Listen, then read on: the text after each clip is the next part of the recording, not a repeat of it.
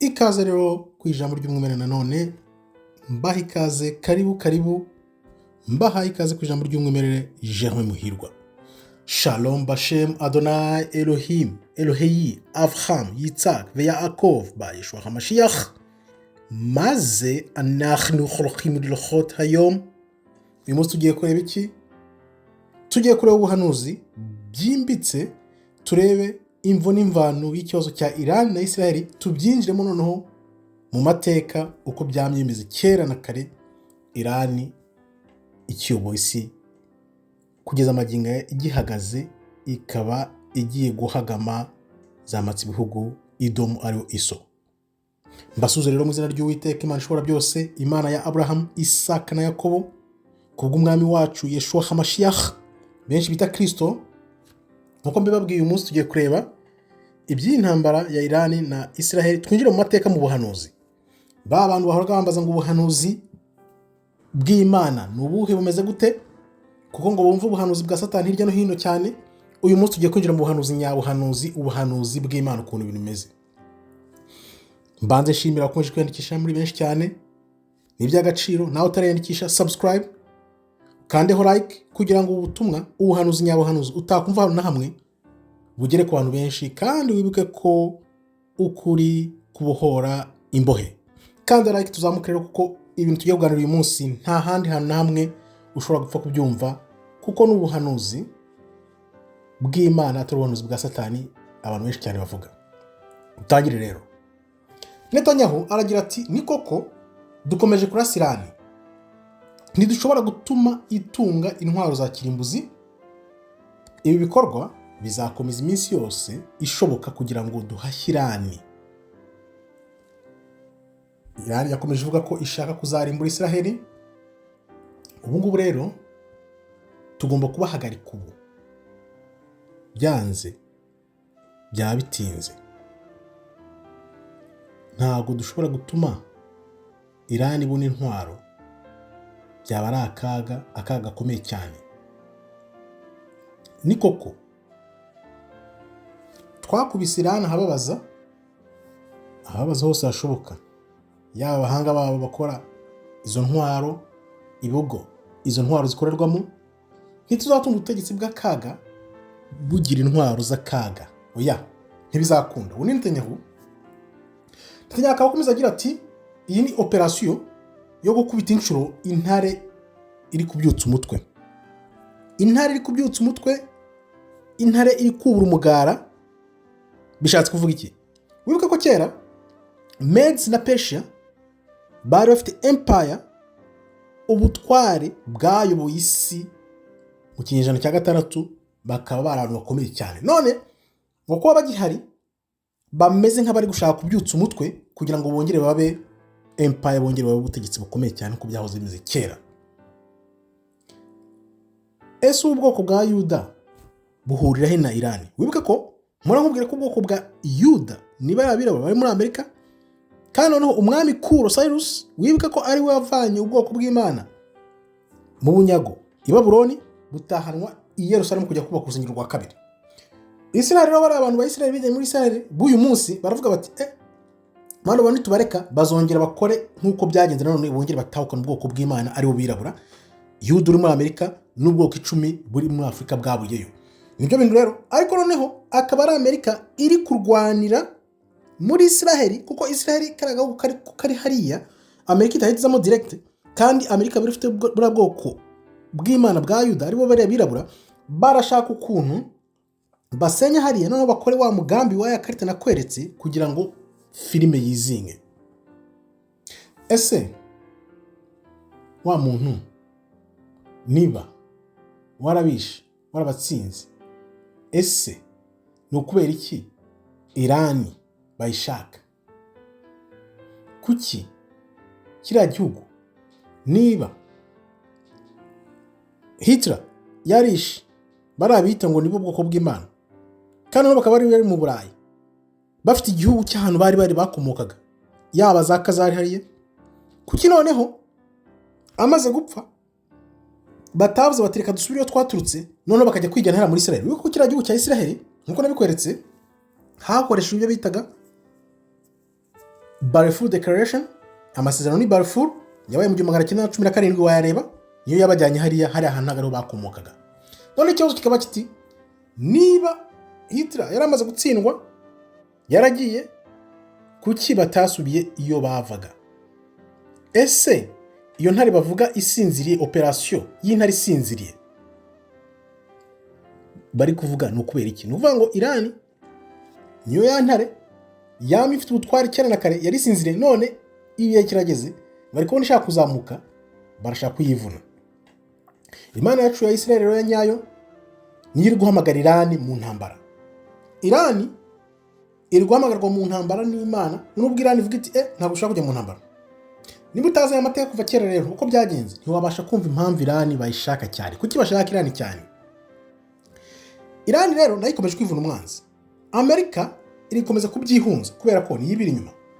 Iri kuvuga ko itabirimo, ariko twese turabizi ko niyo ibiri inyuma. Umuyobozi w'ikirenga rero wa Iran, Sayyed al-Hussein Khamenei, uzwi cyane nka al-Khamenei, aravuga ati izo nkozi z'ibibi z'abazionist ntizaducika, ntago zaducika tutazihanwe, ngo zidahanwe bikomeye cyane, tugomba kuzazihana kugira ngo zumve koko ibyo ziri kwisukira. Bakaba bashaka gusenya Iran rero ku buryo ngo itazongera gutekereza kugera aho igeze ubu mu gushaka intwaro za kirimbuzi. Barashaka kuyikubita hasi ngo bayisenye mu cyo bita operation y'intare ishaka kubyutsa umugara, Operation of the Rising Lion. Iyo operation rero bari kuvuga ngo y'intare ishaka kubyutsa umugara ni Iran. Wibuke ko kera Iran yahoze ari Medes na Persia, ariyo nyamaswa ya kabiri yabonywe na Daniel ubwo bari Babuloni, urabyibuka nkuko tubisoma muri Daniel 7:5. Nuko ndongera mbane n'inyamaswa ya kabiri isa n'idubu, bear, yagutse uruhande rumwe kandi yari itambitse imbave 3 mu mikaka yayo. Barebwira bati byuka uconshomera inyama nyinshi. Urumva iyo nyamaswa ariyo Medes na Persia yaje kuvamo Iran. Ubuhanuzi bw'Imana baravuga buti iyo nyamaswa niyo yagombaga gutsinda Abababuloni, Lydia na Misiri, noneho ikazifata zose mu mikaka yayo uko zere 3. Iyo dubu rero bear irahagurutse, yahagurukiye ku maguru abiri. Kubera iki? Kubera ko byari nk'ibihugu bibiri byihuje, Medes na Persia, noneho bikora ubutegetsi bumwe, ariyo empire itari imeze n'izindi zaje nyuma zose, ntago zigeze zikorwa n'ibihugu bibiri. Iran iyo ngiyo Medes na Persia niyo yonyine yabaye empire nka gutyo. Aho kuba igihugu kimwe rero byari ibihugu bibiri, nibyo byaje gusenya Babuloni, bisenya Lydia, bisenya Egiputa. Nuko baza kugira imbaraga zikomeye cyane, barasengwa barasingizwa karahava. Medes na Persia babaye empire ya mbere ku isi, ubutegetsi matsibugu bwa mbere ku isi, noneho amahanga yose arabasenga arabasingiza. Izo mbavu rero bavuga yari ifite mu kanwa nkuko babivuga, ibyo bihugu yatsinze harimo Babuloni, Lydia na Egiputa. None se twatwibaza, birashoboka ko Imana yaba yongeye kongera gukoresha iyi nyamaswa y'idubu ariyo Iran ngo ihangamure umukobwa wa Babuloni ariwo Amerika? Urabyumva? Iran rero yakomotse hehe? Turasubira kwitangirira 11. Uru ni urubyaro rwa bene Nowa, nibo Shemu na Hamu na Yafeti babyaye abana, hanyuma wa mwuzure umaze kurangira. Noneho rero turebe uko byaje kugenda. Bene Yafeti aribo Goma, Magog na Madai na Yavan na Tubal na Meshach na Teras. Bene Gomer ni Ashkenaz, Rifat, Tugaruma. Uwo twibandaho cyane rero ni bene Yafeti ariwe Goma, Magog na Madai. Madai niyo Medes. Cyari igice kimwe. Wibuke ko Iran ya kera yari igizwe n'ibice bibiri, Medes na Persia. Medes ni uyu Madai. Madai yavuye kuri Yafeti. Aha rero bivuze ko iyo nyamaswa ya Daniel yabonye mu buhanuzi ukuguru kumwe kwari kugizwe na Yafeti, aribo Banyeziya. Bari abantu bari hariya, noneho bari yabaje mu 1948 ni Edom. Edom ariwe Esau. barahijyana muri Israel, uyu munsi bakaba bahita habo, ariko bo baje bavuye hariya mu Burayi, aribo Edomu. Tugiye kubira mu kanya. Bakaba biyitira Ashkenazi mu buryo bwo kwiyoberanya. Wibuke ko Ashkenazi ni mwene Goma.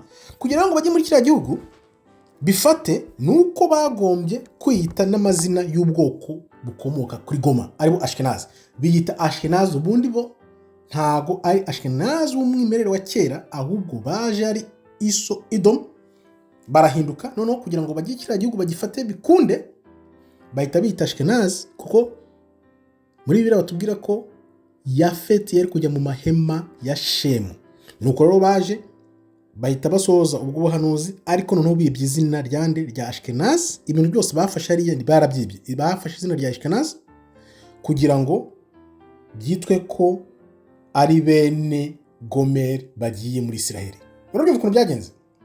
Nuko rero babigenjeje, noneho bajya mu kiriya gihugu bakavuga ngo aho Daniel aho ngaho yabonaga inyamaswa ebyiri, nubwo biyitira Ashkenazi mu buryo bwo kwiyoberanya, bijyanye hariya biyita amazina ya kera kugira ngo nyine babone ko bafata kiriya gihugu cya Israel.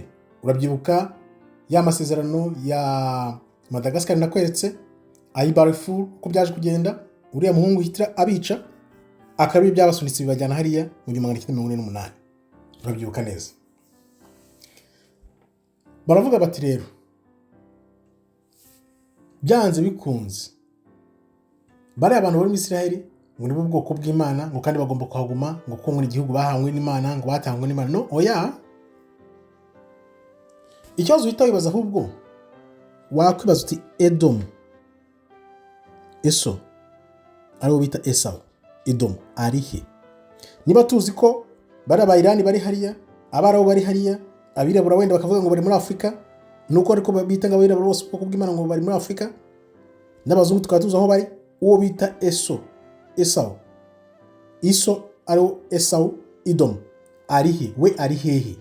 Ugomba gusubira amateka rero ukareba uko Edom yagize ingufu, atangira gufata ibihugu, noneho aza kwiyoberanya mu bantu.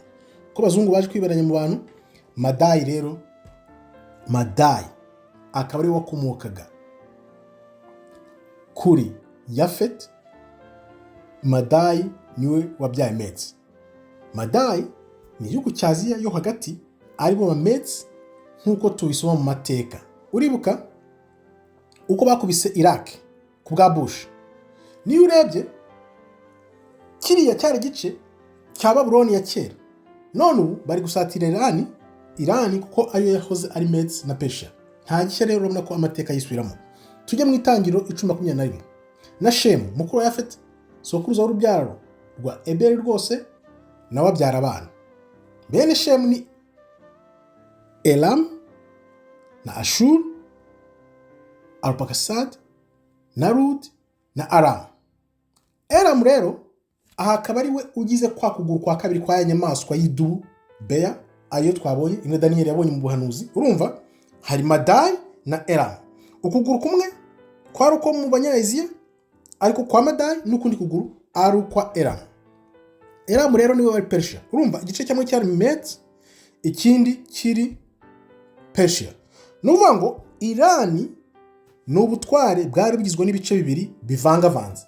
Abakomotse kuri Yafeti n'abakomotse kuri Shemu, aribo Madayi na Elam.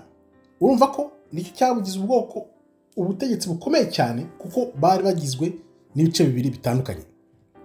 Urumva rero izo nyamaswa rero ya kabiri, bamwe bari mu burengerazuba, abandi bari mu burasirazuba.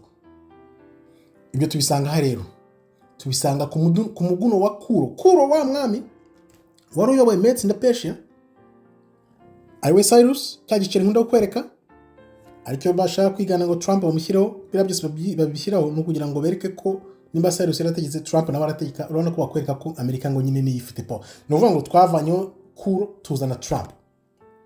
Bivuze iki rero? Kuri uwo muguno wa Kuro, ku mabuye ya kera yanditseho ko umwami Cyrus uko yatsinze Babylon ahagana aho ngaho mu myaka 539 na 538, mbere y'ivuka rya Kristo. Bikaba byanditse kuri aya mabuye rero uko Kuro yarwanya iyo ntambara yo gutsinda Babiloni. Ko byagenze kose birahari, ni amateka ahari, wareba ugashaka ukayabona. Kuro rero yaje kujwaho n'umwuka w'Imana, Imana ishobora byose, Imana ya Aburahamu, Isaka na Yakobo, iramubwira iti ugomba kubohora ubwoko bwanjye ngo butahe bujye kubaka urusengero rwa kabiri bunsenge bunyambaze mu kuri no mu mwuka. Nuko nguko Kuro rero yaje gutuma ubwoko bw'Imana butahukanwa busubira he? Busubira i Yerusalemu mbere yuko buza gusenwa n'Abaroma muri 70 ko tuzagenda tubibona. Twifashishe rero umuhanga n'umwanditsi w'amategeko witwaga Yosefus. Yosefus yari umunya-Israheli baje gutwara bunyago, bamutwara i Roma, akaba ariwe watanze aya mateka yose bamaze gusenya Yerusalemu muri 70 inyuma y'ivuka rya Kristo. Twinjiye muri sekuru rero. Shemu yarabyaye abyara Elamu. Elamu aba umukurambere wa Persia. Persia akaba ariyo Irani y'uyu munsi. Yafeti rero n'abahungu be 7 bari muri Aziya igice kimwe n'igice kindi mu Burayi. Urabyumva? Ariwe Madai. Madai yaje kwitwa Medes. Madai aza kwitwa Medes, abyiswe n'Abagereki. Urumva, iyo bavuze ngo Aziya n'Uburayi, abantu bahita bumva Uburayi bw'uyu munsi bw'abazungu. Kumbi kera ntago ariko bari bameze, ntago ariko basaga. Byose barabihinduye, ibintu byose bagiye babihindura kugeza ubwo bahinduye ibintu kuri umuntu adashobora kubisobanukirwa utazi amateka nk'aya. Tumaze kubona amateka ya Irani rero abari bo, noneho twinjire mu buhanuzi, kuko Esau ariwo Edom, ariwo bazungu bavangavanze abantu ku buryo utapfa gusobanukirwa ibintu nk'ibi utabizi. Urugero ntabwo ukuntu bihishe mu bantu ni Elon Musk. Elon Musk uyu munsi abantu bose bavuga ngo ava muri Afurika y'Epfo. Ese niba umara nko muri Afurika y'Epfo, urumva ko ahita yigira umunyafurika? Ntushobora kumenya inkomoko ye, wamenya yarakomotse he? Ubuhanuzi Yeremiya 25:15. Uwiteka Imana ya Isiraheli yarambwiye iti fata igikombe cya vino cy'uburakari kiri mu ntoki zanjye ugihe amahanga yose ngutumyeho, naye azakinwaho adandabirane asare abitewe n'inkota nzohereza muri yo. Urumva Imana yanabibwiye Yeremiya. Irani rero yumva neza kandi izi umumaro wayo muri ubu buhanuzi. Bahoze bakomeye kuva kera na kare, akaba ariyo mpamvu Esau Edom yategereje ku munota wa nyuma ibihe nk'ibi ngo abone kwataka Irani, kuko bari bazi neza ko gutera cyangwa kwataka Irani bitazora. Nubwo bitwaza ngo bari kwivanaho intwaro za kirimbuzi, ariko bazi neza ko nibyutse umugara byanze bikunze uko kuri bazagushyira hanze byihuse, bakwerekana niyo mpamvu badashaka kubimenyekana. Twibuke ko rero Medes na Persia ari Irani yaje gutsindwa na Alexander the Great.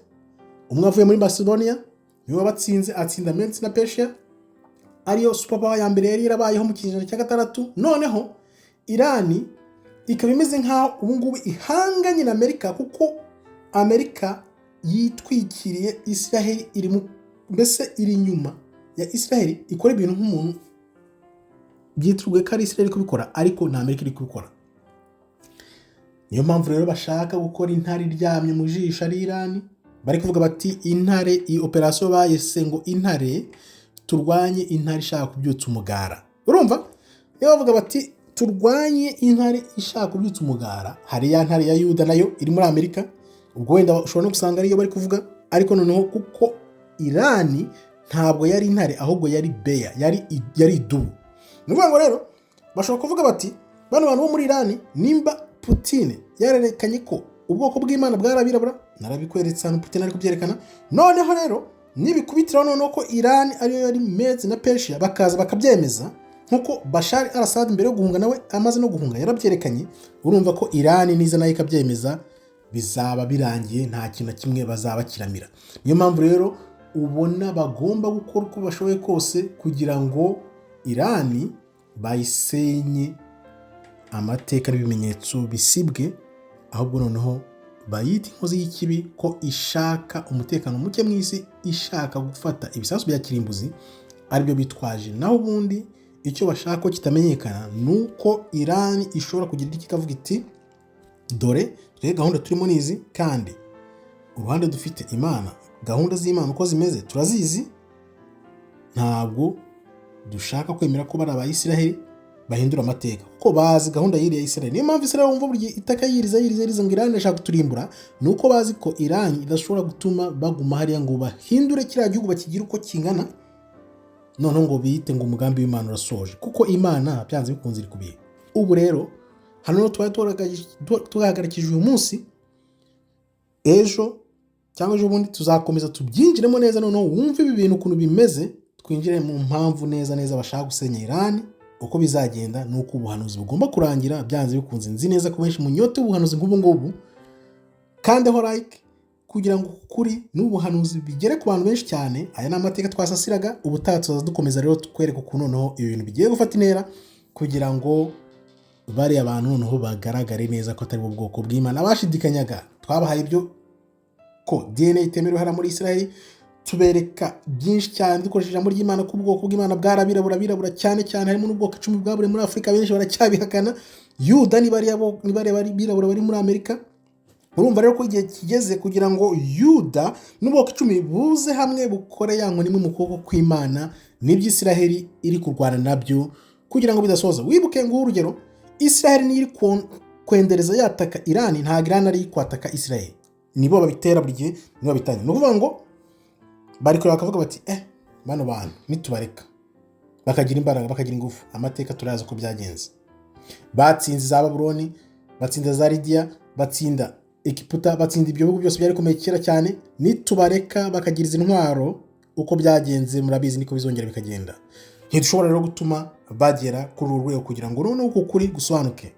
Niko batekereza, ariko se nanone wakumira ubuhanuzi none bishoboka nkuko mara nkubwira iteka. Nkambashimiye rero abo twabanye uyu munsi, murakoze cyane by'agaciro. Akomeje kwandikisha ndabashimiye cyane. Abakunda ukuri, munyote ukuri, amanywa n'ijoro ndabibona. Kunda ukuri, ushaka ukuri, usangiza abandi ukuri, kuko niba nta kuri muri weho ntuzigera ubona Imana. Ubu nibwo buhanuzi buri kujya imbere rero, ngira ngo ubu ngubu none utangiye kubimenya, kanga kubyuke ukuri kubohore imbohe. Ndabashimiye mbikuye ku mutima, ukandeho like nanone, ubwo butumwa bugere ku bantu benshi cyane, kandi noneho mushonje munyotewe ibigiye kuza, noneho nibyo bizabasona neza uko ibintu bimeze. Ndabashimiye, Imana ikomeze barinde. Shalom, toda raba, tov meyod.